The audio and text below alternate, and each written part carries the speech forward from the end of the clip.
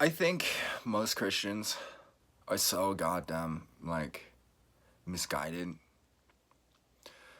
I don't think that you can. I don't think why the hell would God make it so easy or what else? It doesn't make sense to me that you just surrender yourself to Jesus. It's like you love like Jesus, or you give like Jesus, or you sacrifice like Jesus, or you care, or you're wise, or you're thoughtful, or considerate of others, and self-sacrificing, or at least you focus on what you can do for others rather than what gratification you can get from power or status or something like that, and you look towards the good that you do. But it's just I meet these Christians, and some every now and then there's this Christian that's preaching and spreading the word of Jesus, and it just seems so irresponsible to me. Just the idea that I can just surrender, that Jesus died on the cross and now all my bullshit's fine. It's as far as I'm concerned, all my bullshit could be the one drop in the bucket that could teeter the edge of the doom of earth, or prosperity of the earth, or normalization, or normal position, or greatness, mundanity, or disaster, or whatever. And I just think that it's there's millions of these Christians now that they just they might not I like the Stoics. I really like the Stoics because they define with wisdom, justice, courage, temperance, and things like moderation, and doing and having discipline, and having a strong sense of self, a disconnected sense of a disconnection from the external world.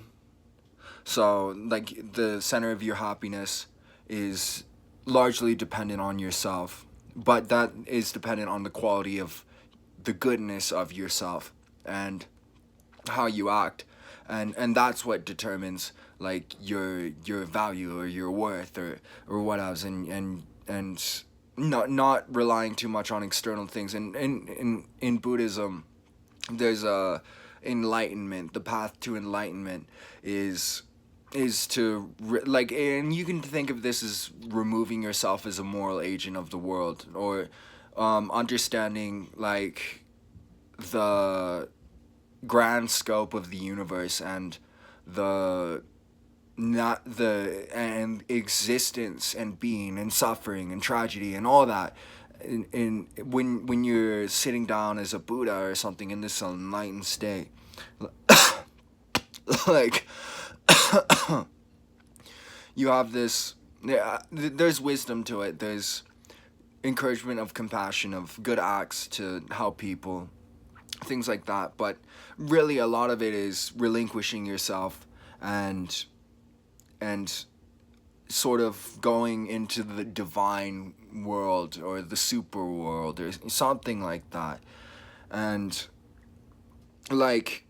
you have the path of Christianity that offers redemption through the love of Christ, and that's something what I think that actually is the representation of the logos, which the Stoics talked about, and many other cultures have their words for logic and reason and the truth and all that. And I don't think you get to heaven by just praising God.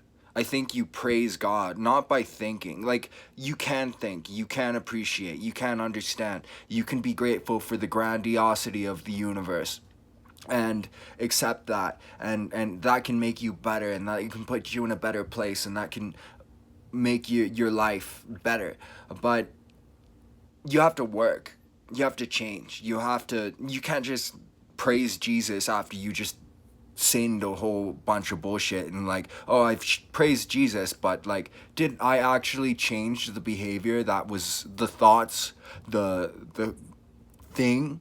Like if I get the opportunity to do that thing again, will I avoid it? Will I choose not to do it? Or whatever it is that is an impediment on the way to enlightenment, which I think I think people are supposed to ultimately help guide each other towards something of enlightenment, and and that's something like more that's more like receding. Enlightenment's like a vision of completeness. It's something like you see the end, and like that perfect end, that completeness, that contemplation, like you reach some sort of perfection in yourself, in your soul. You're not drawn by all these temptations of lust or greed or hunger or like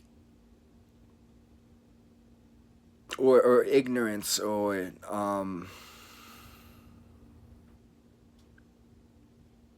anger. These things like are blocks to the path of enlightenment, blocks to the path of wisdom, blocks to the path of virtue or excellence, or blocks to the path of walking with Jesus and reflecting God's image.